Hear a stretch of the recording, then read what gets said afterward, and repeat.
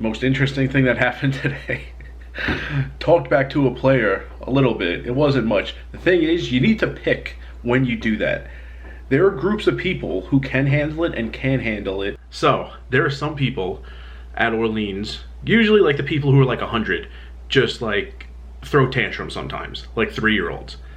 Can't talk back to those people. And there are some people, usually ages like 35 to 50, who are just lunatics.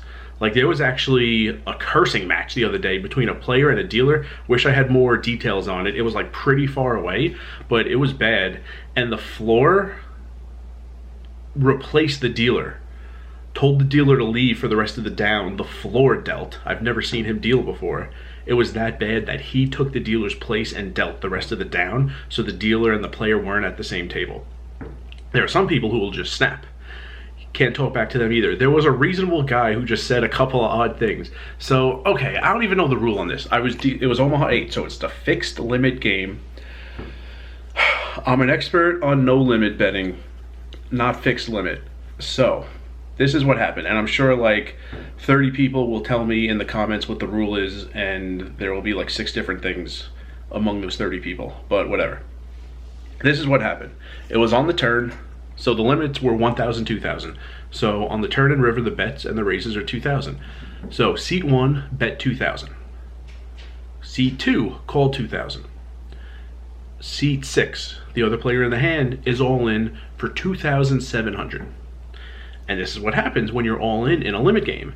Because if he had more than 2 big bets, he wouldn't be all in. He would raise to 4,000 and he would have a few chips behind. It's like almost every all in a fixed limit game this happens. So he's all in. It's more than 1 big bet. It's not quite 2 big bets. So it gets back to the 1 seat, the original bettor, and he says to me, "Is that live?" Kind of knew what he meant, but it wasn't a clear enough question. So I said, "What are you asking?" And he said, "Can I raise?" And before I could even answer, he throws in 700. So I said, "Well, it doesn't matter now, you called, but yeah, you could have raised." So I'll pause this story and I'll bring you back to like a month ago. I was dealing stud and don't deal or play a lot of fixed limit games. So this exact scenario happened in stud, like week 1 or 2 of the series. And a player asked, "Can I raise?" And the only knowledge I had, even though it's a different game, was no limit. So I said, in no limit, the player, if someone bet 2,000 and then someone went all in for 2,700, the original bettor's options, fold or call. That's it. So that's all I had to go on. I'm not an expert on fixed limit nuances in betting. And I told the player a month ago in that stud tournament, your options are call or fold. He called. The third player in the hand called, and of course, like they all do, they're so stupid. They call the bets, they wait for me to pull all the chips in, and then they get mad and tell me I'm wrong. So these 2 guys called the floor over because they said no, they should have had the option to raise. The time to bring this, I don't know if I'm right or wrong, the time to bring this up is before you call the bet and the round of betting is over. If you really want to put in a raise, get to the bottom of it before you put more chips in. But they're morons, so they didn't do that. But they called the floor, and the floor said, "Well, the action on the street is over already, so you're not raising now. But yeah, you could have raised. If you want to raise, it's the all-in number plus 1 big bet." So I don't remember the specifics in that stud hand, but it was the exact same scenario in this Omaha 8 hand today. So it was bet of 2,000, call of 2,000, all in for 2,700. So I told the guy, "Well, it doesn't matter now because you called, but yeah, you could have raised." He goes, "No, it's not enough." And I said, "Any amount of an all in like that triggers a raise. It would be that amount plus 1 big bet. You could have made it 4,700. And he says, I'm like pulling the chips in at this point. Even the third player just called the extra 700. I'm pulling the chips in. I'm like putting the next card out for the river. And he says, "No, it wasn't enough." The guy who's all in chimes in and he says it had to be at least half. People so badly confuse the scenarios where half of a raise, the half of a legal minimum raise threshold does not matter during all ins. It matters if people have chips behind and they throw out a weird amount, usually by accident, and you sometimes say that's a call, and you sometimes say you've put out so much, you need to make it a legal minimum raise, and you make the guy put out more chips. You can never make the player put out more chips when he has no more chips, which is what an all-in is. So the half of a legal minimum raise never matters in all-ins. So the guy who was all in chimes in about the half thing, and he's just wrong. But the one seat says, no, it's not enough. And he, like, we went back and forth a few times, and like I couldn't take it anymore. So, but he was a reasonable guy, so I just, neither of us were like irate or raising our voices, and we were sitting right next to each other. So I just said, you asked me, I told you. So one guy at the table started laughing. He loved that, which is an ode to the Seinfeld, when Seinfeld and Elaine are at the airport, and they don't know how much to tip the guy who's going to take their bags outside the airport. And they end up asking him, and the guy says he gets tipped $5 per bag. It's like a ton of money back in, like, whatever. That episode was like a 1993 episode or something. And Seinfeld just pays him. He asked, the guy told him, Seinfeld tipped him that much. Elaine thinks he's lying, trying to get extra money out of nothing, and she won't let go. And eventually the employee says, look, you asked me, I told you. Like, what else do you want from that guy? You asked him a question and he gave you an answer. So that's what I said. I said, you asked me, I told you. He goes, yeah, but you didn't tell me the right answer. Which begs the question, if you know the right answer, why are you asking me in the first place? So I don't even know who's right or who's wrong.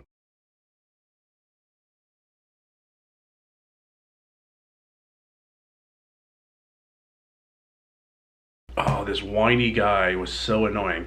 So this was in the 4 p.m. tournament. There were, I don't know, 5 tables left, I think. He just got moved from table 56 to 52. I was dealing 52. He got moved to balance the tables.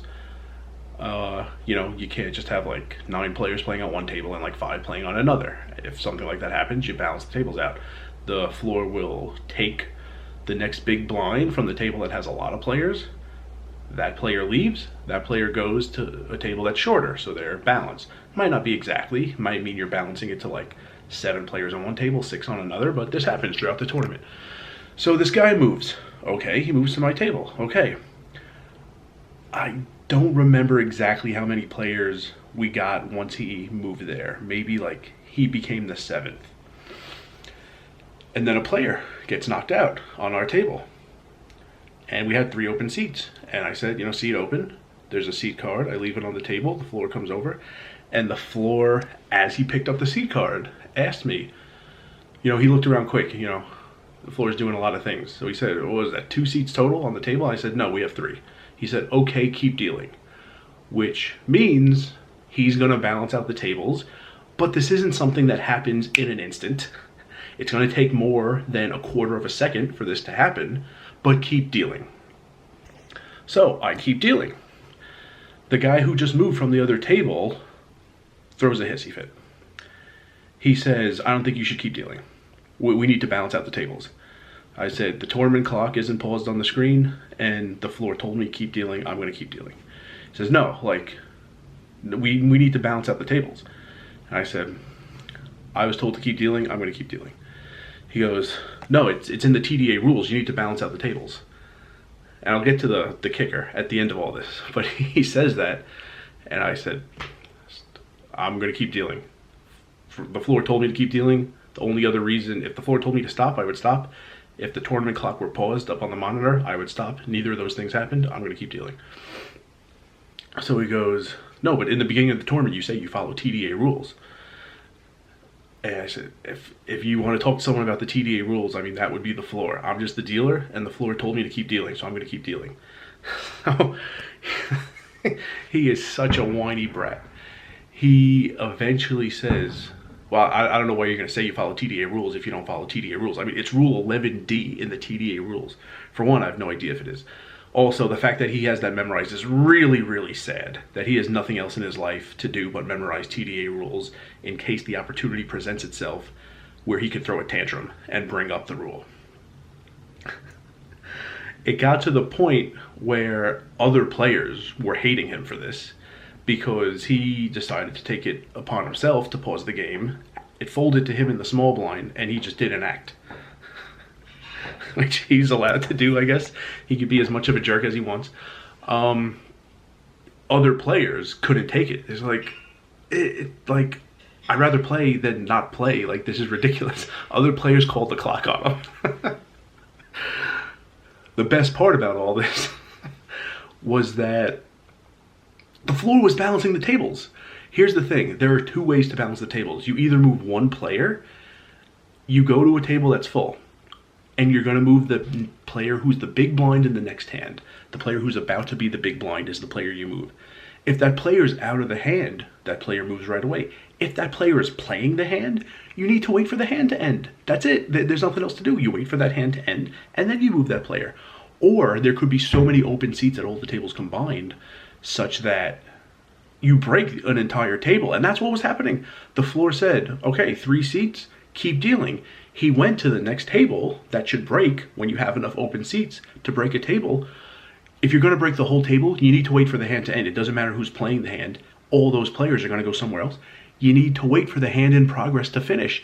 He was back there waiting for the hand in progress to finish. When it finished, he gave all those players seat cards, and they filled in the other tables. The guy was so mad that the floor wasn't balancing the tables while the floor was balancing the tables. You can't speed up time and make that hand back on table 55 just by magic be done in the next second and a half. You have to wait for it to end, which is what was happening. So if that means you play one 6-handed hand in the meantime, then that's what you do. So he was mad because something wasn't happening, even though that something was happening while he was throwing his tantrum. So you'll be happy to know that guy did not get any prize money. I saw where he was all, because I moved eventually to the next table, and then I saw his hand where he was all in. I saw him stand up. I saw him leave. So fortunately, he didn't get any prize money out of that tournament. All right, out of curiosity, and because I knew there was no chance this whiny brat was correct, I looked up TDA Rule 11D on balancing tables and stopping play. There's way more than one sentence to this. It says play will halt on tables 3 or more players short than the table with the most players. And I guess because that gave the guy an opportunity to complain, that's when he stopped reading. Also, in 11D later, it says tournament directors may waive halting play.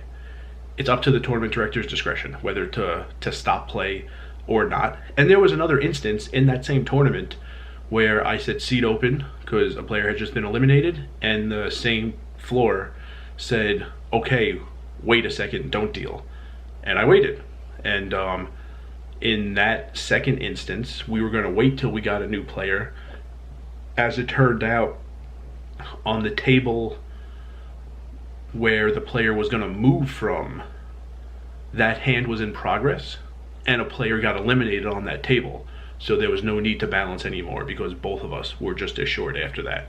Or it wasn't so unbalanced that someone had to be moved. And yeah, so in one instance, he used his discretion and said keep dealing. In another instance, he used his discretion and said stop. And in neither instance was Rule 11D violated, but Seat 6 did get a lot of opportunity to whine about stuff.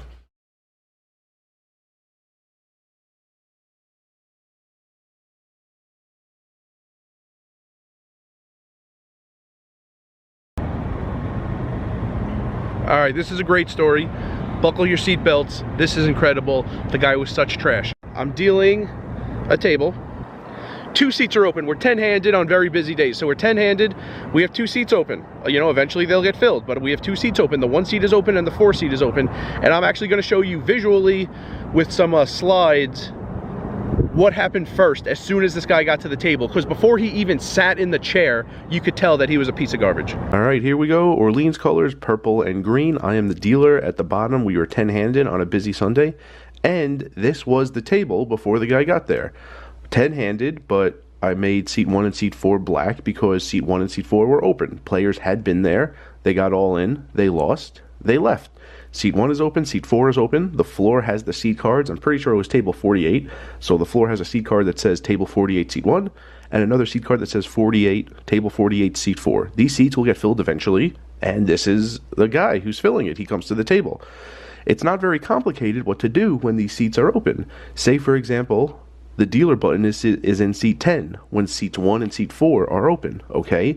Since there's no person in seat 1, then the small blind is in seat 2, the big blind is in seat 3. Not very complicated. Let me clear this for a second. This guy happens to walk over to the table. He got reassigned to our table to balance the tables while a hand was in progress, and the hand in progress had the dealer button in seat 3. Since when I started dealing, there was no person in seat 4, the small blind got the first card. Seat 5 was the small blind and got the first card dealt.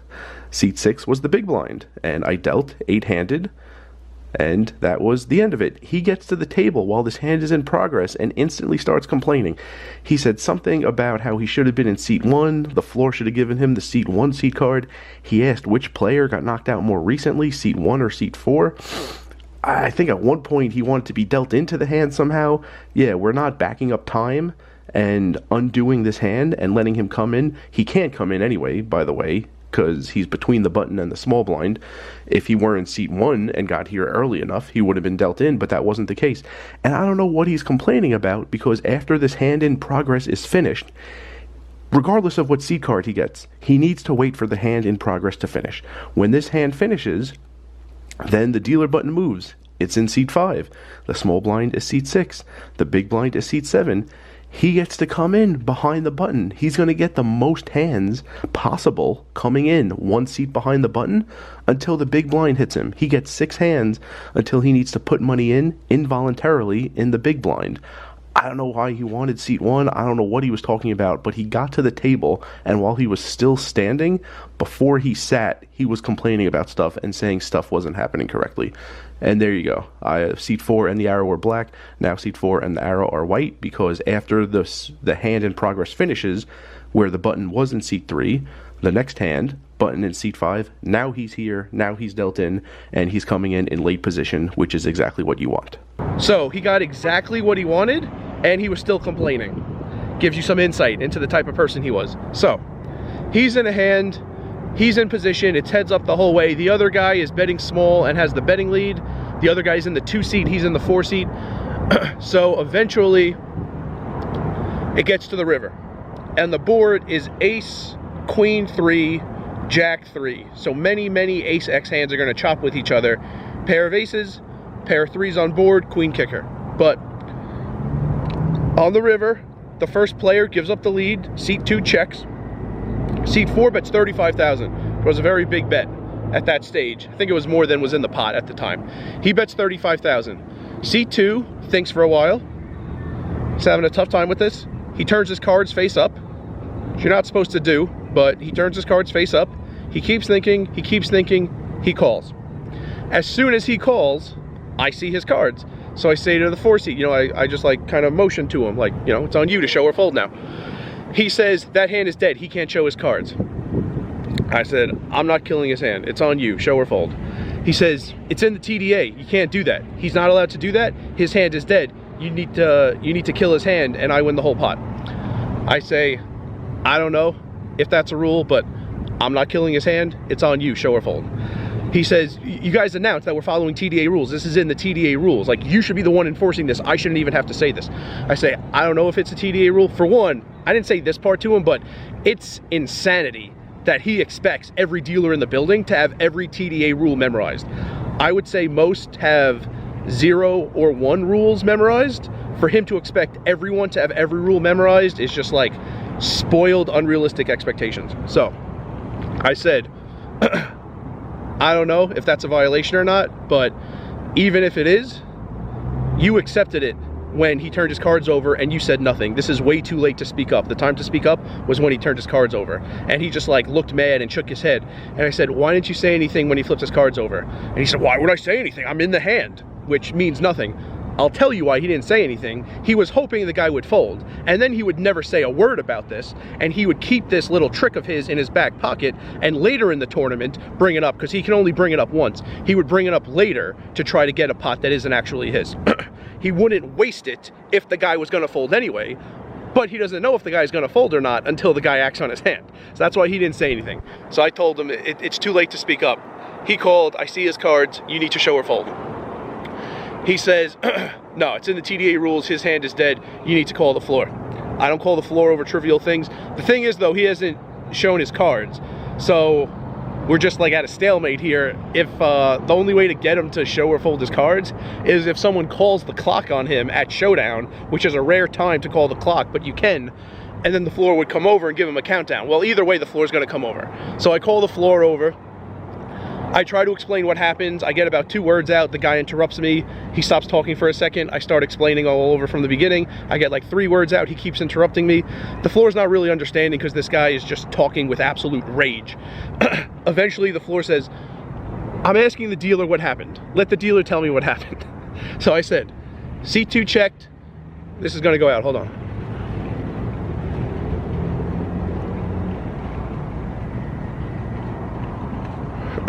I say, seat 2 checked, seat 4 bet 35,000, seat 2 thought, seat 2 turned his cards face up, seat 2 kept thinking, and then seat 2 called. And then seat 4 said his hand is dead. And I said, it's not, I need to see your cards or you need to fold them. The floor said, okay, he's not supposed to do that, but his hand is not dead. You need to show or fold your cards so we can end the hand. The guy shows his cards. C2 had ace-6, playing aces, and the 3's on board, the queen kicker on board. Seat 4 had ace-9, the aces, 3's on board, queen kicker on board. The floor says, okay, chop the pot, give each of them half the pot. That's what I did. As I'm chopping the pot, C2 says, why aren't you following the TDA rules? You said at the beginning of the tournament you're going to follow TDA rules. This is in the rules. He can't show his cards. I win the entire pot. The floor said, he's not supposed to do that. It's not a dead hand. I'm going to give him a 1 orbit penalty because he isn't supposed to do that, but he's getting half this pot, you're getting half the pot. It was very interesting timing because we were 2 minutes away from going on a 45-minute dinner break. So I move the button to seat 8. The floor tells the guy who's getting the penalty, okay, next orbit, which is after dinner break, next orbit when the button is on seat 8 again, that's when you can come back, but you have a 1 orbit penalty, you're not allowed to do that. The guy says, okay, he got a head start on dinner break. He leaves. And then seat 4 just keeps whining. And he says, it's in the TDA rules. I win half the pot. He can't do that. His cards are dead. The floor says, show me in the TDA rules where it says this. If you can show that to me, I will gladly give you the entire pot. The guy didn't say another word. Being spoiled rotten and really mad and saying the letters TDA a million times doesn't make you right. And remember, rice is a spoon food.